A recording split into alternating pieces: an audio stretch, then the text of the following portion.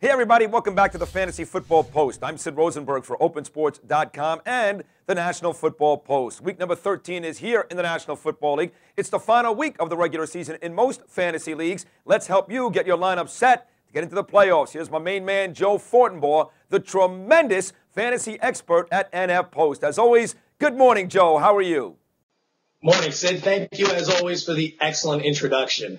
You got it, pal. I write those myself. Actually, Jason Garcia writes them, but deserved you are of all the accolades. Here we go. Let's play some stardom, sit-em right off the bat, I should say. We begin with the running backs here, Joe. You like Thomas Jones Thursday night against the Bills, but you're also giving a thumbs up to Matt Forte of the Bears and Noshawn Marino of the Broncos.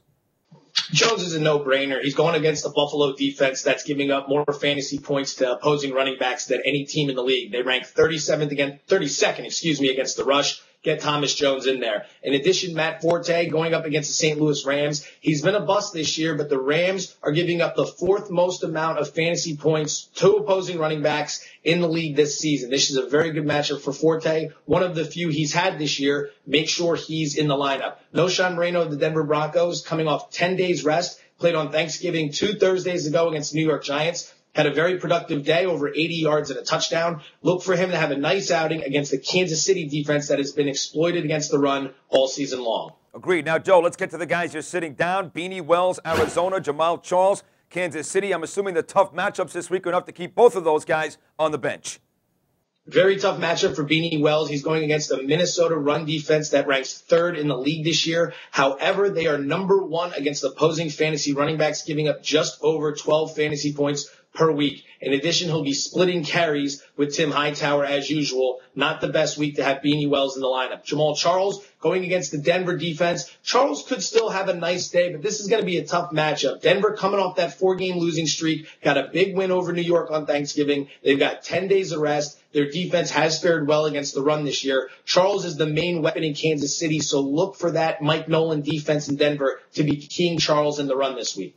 Next up, wide receivers, Joe. You say start both Jeremy Maclin and Jason Avant of the Eagles and light up Deshaun Jackson's concussion, but you're also sending some big receivers to the sideline, even Calvin Johnson of the Lions and Roddy White of the Falcons?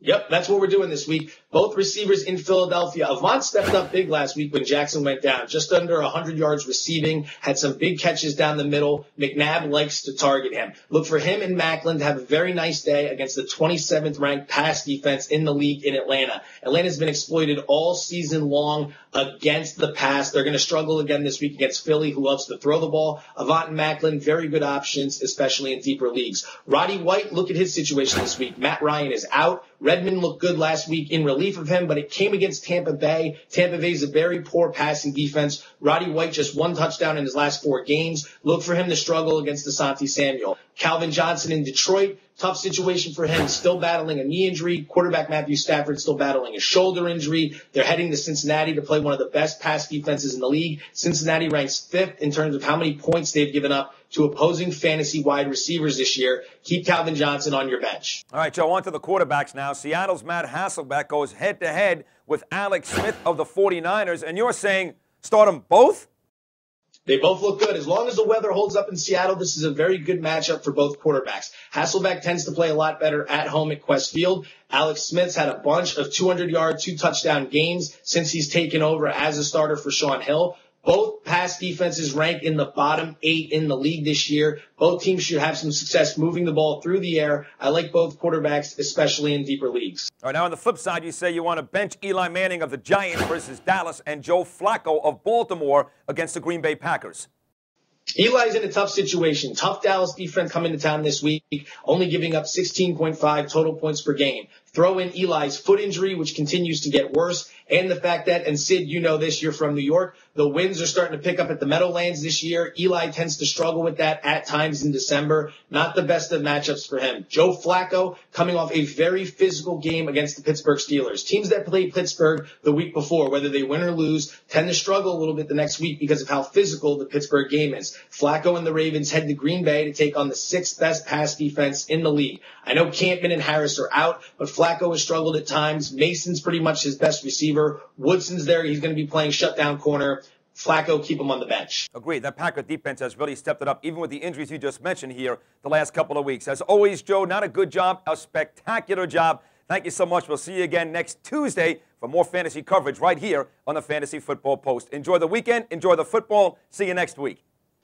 Thanks, Sid. I'll see you next week. Sounds good. Remember, you can also follow Joe on Twitter. He's at Joe Fortenbaugh. That's Fortenbaugh for more great fantasy updates and catch his writing every day. It's great at the nfpost.com. For my good friend Joe Fortenbaugh, I'm Sid Rosenberg. Enjoy the football, everybody. We'll see you next time right here.